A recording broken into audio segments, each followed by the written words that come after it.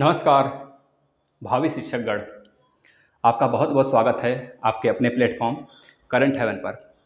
दोस्तों, आज कुछ विशेष चर्चा करने वाले हैं आपसे। जैसे इससे पहले की अगर आपने वीडियो देखी होगी तो उसमें हमने चर्चा किया था सुपर टेट के जितने सिलेबस हैं। अगर एक और वीडियो आपने देखा होगा उसमें यूपी टेट के सिलेबस, सी टेट के जो एग्ज़ाम अपडेट हैं वह ये सारी चर्चा हमने किया था। और आपको यह भी बताया था जो सुपर टेट है और सी टेट है, यूपी टेट है, उसके क्लास फ्री इसी प्लेटफॉर्म पे चलते हैं। उसकी टाइमिंग क्या होगी वह सारी चीज़ें हमने बता दिया है दोस्तों। सारे class GK, math, Hindi, CDP, EVS सबकी बातें हमने बताया है। आप जाकर प्लेलिस्ट में आके वह सारी चीज़ें देख सकते हैं और टाइमिंग के साथ अपना क्लास भी फॉलो रख सकते हैं। तो दोस्तों, आज एक अलग चीज़ें हम बात करेंगे जो अक्सर विद्यार्थियों को, जो नए विद्यार्थी होते हैं, जो C TET, UP TET qualify किए होते हैं और सुपर टेट का एग्ज़ाम देने जाते हैं, तो उनको सिलेक्शन प्रोसीजर में थोड़ा सा कन्फ्यूजन होता है कि आखिर किस आधार पर एस टेट का यानी सुपर टेट का सिलेक्शन होता है।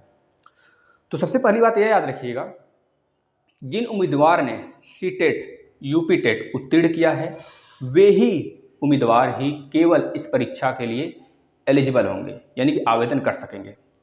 और अंकों का जो विभाजन होता है, जैसे आपने C TET, UP TET qualify कर लिया, इसके बाद आप चाहे सी टेट हो चाहे यूपी टेट हो, दोनों में से कोई एक भी है तब भी कर सकते हैं इस एग्ज़ाम के लिए अप्लाई, सुपर टेट के लिए।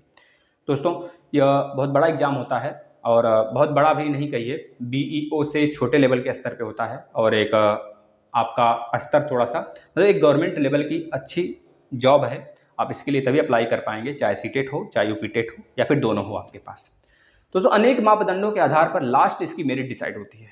अनेक मापदंड, जैसे कि आपने अंक का विभाजन जिसे कहते हैं वह सुना होगा। तो अंक का जो विभाजन होता है, सबसे बड़ी बात है आपकी जो एकेडमिक मेरिट है, जो 10th है, 12th है और ग्रेजुएशन है, या फिर पोस्ट ग्रेजुएशन का लीजिए। ग्रेजुएशन, 10th, 12th अगर आपके पास यह रिजल्ट है और बढ़िया ढंग से है, अच्छे नंबर उसमें गेन किए हैं, तब तो बेहतरीन तरीके से आप अदर बच्चों से कह लीजिए थोड़ा सा ऊपर होंगे। ये सारी बातें आपको चर्चा करते हैं। अच्छा, जब आप मान लीजिए अब एग्ज़ाम दे दिए सुपर टेट का, अब आप वेट कर रहे हैं कि आखिर हमें यह कोई बताए कि प्रोसीजर क्या होगा, आखिर कैसे इसका मेरिट लिस्ट डिसाइड होगा। तो ध्यान से सुनिएगा, जो हाई स्कूल होगा, हाई स्कूल स्तर के जो बच्चे, आपके पास रिजल्ट होगा हाई स्कूल स्तर का, तो उसका 10% जुड़ता है आपके लास्ट मेरिट लिस्ट में जब सुपर टेट का मेरिट लिस्ट बनता है। इसके बाद 12th यानी कि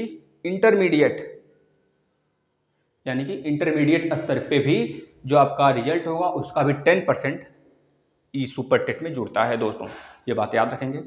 इसके बाद स्नातक स्तर के ग्रेजुएशन, आपका ग्रेजुएशन में भी दोस्तों 10% अंक आपके जुड़ते हैं।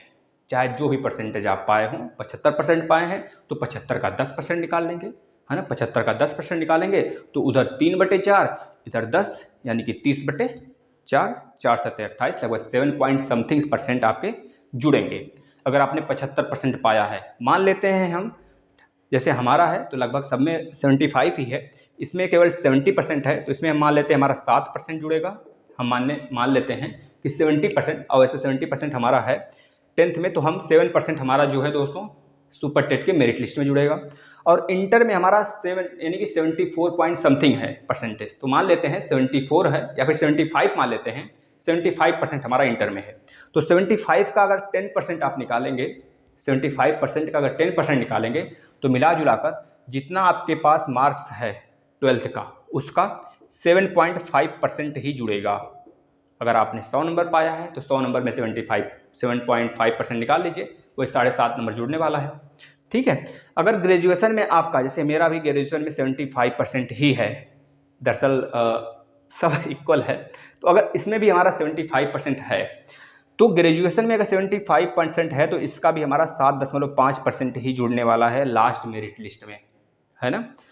अब शिक्षक प्रशिक्षण प्रमाण पत्र, अब यह डिसाइड करता है कि आप डीएलएड किए हैं यानी कि बीटीसी आपने किया है या फिर बीएड किया है।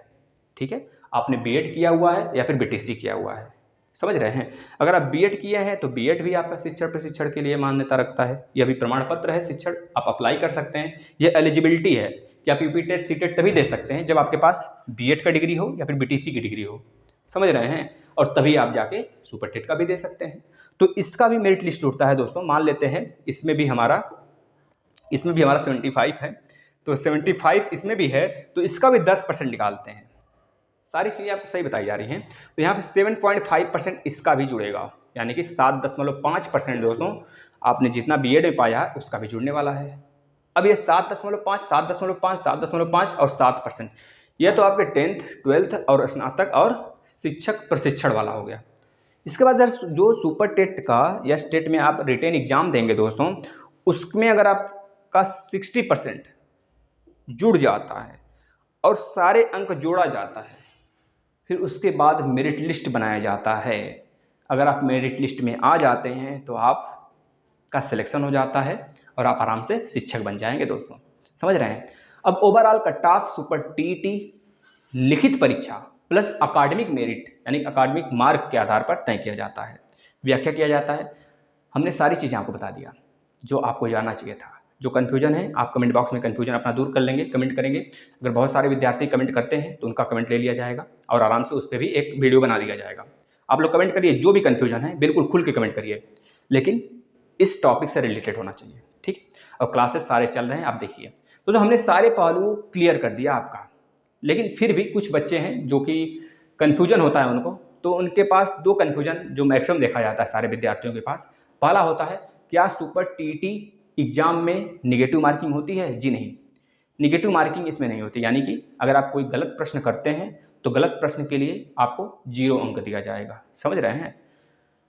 और सुपर टीटी परीक्षा के लिए सर आवेदन का कह लीजिए योग्यता क्या होती है, मतलब कि उसमें आयु की सीमा क्या होती है? तो आयु सीमा दोस्तों 21 से लेकर 40 साल तक होता है, 21 से लेकर 40 एज तक होता है। तो आराम से आप उसके लिए एलिजिबिलिटी हैं, अगर 40 के अंदर हैं तो।